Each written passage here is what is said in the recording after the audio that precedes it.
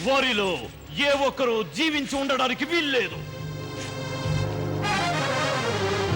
మధుర నగర వీధుల్లో పిల్లలు, వృద్ధులు, స్త్రీ పురుషులు ఏ ఒక్కరూ సజీవంగా ఉండకూడదు.